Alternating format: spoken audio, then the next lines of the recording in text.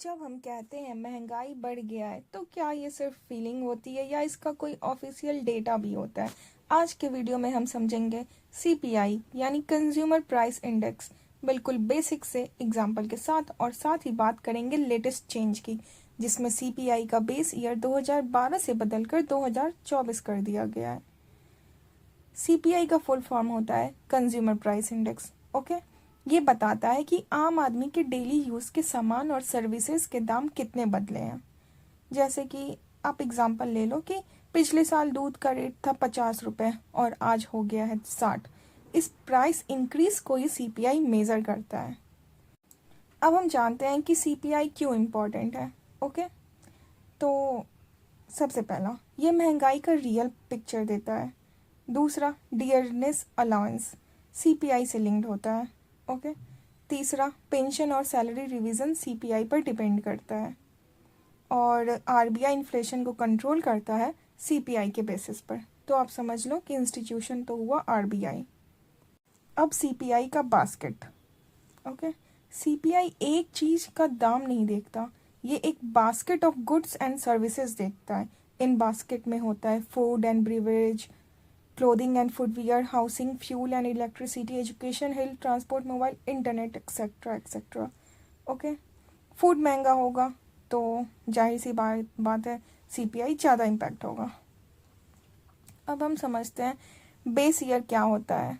ठीक है, base year वो साल होता है जिसको 100 मान लिया जाता है। जैसे कि सीपीआई का बेस ईयर 2012 तो वो 100 था। ठीक है, अब इसे बदल करके 2024 कर दिया गया है, तो इसे भी 100 माना जाएगा। अब क्या क्या बदला है। ठीक है, जैसा कि हम सब जानते हैं कि 2012 के कंपैरिजन में अभी लोग ज़्यादा वास्ट हो चुके हैं, ज़्यादा डिजिटल सर्विसेज आ गई है, ऑनलाइन स्पेंडिंग आ गए हैं, तो फिर 2012 के डेटा ओल्ड हो चुके हैं और वो अपडेट नहीं है। तो अब जो 2024 के डेटा में इंक्लूड किया गया है उनमें क्या क्या चीज़ें आएंगी, क्या क्या बदला गया है। तो नए आइटम इंक्लूड हुए हैं digital services, online spending, food का वेट थोड़ा कम हुआ है, सर्विसेज का वेट बढ़ा है, रूरल और अर्बन डेटा ज़्यादा एक्यूरेट हुआ है। इससे सीपीआई ज़्यादा रियलिस्टिक और मॉडर्न बन गया है। अब हम समझते हैं कि आम आदमी पर क्या इफेक्ट पड़ा है।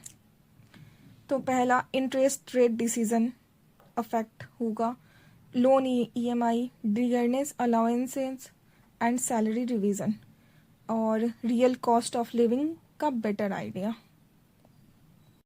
अब सीपीआई को मेज़र करने का फॉर्मूला क्या होता है।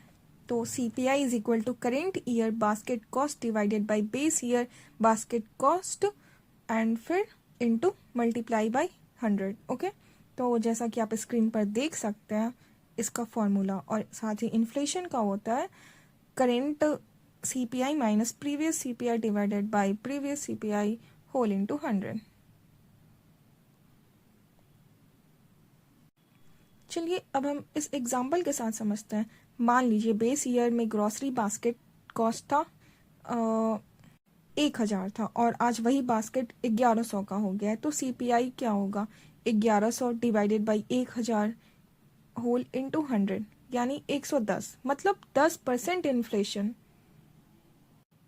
तो अब हम इस कंक्लूजन पे आते हैं कि सीपीआई सिर्फ एक नंबर नहीं है, ये आपकी ज़िंदगी से डायरेक्टली लिंक्ड है, और नए बेस ईयर 2024 सीपीआई को ज़्यादा एक्यूरेट और रिलेवेंट बनाता है।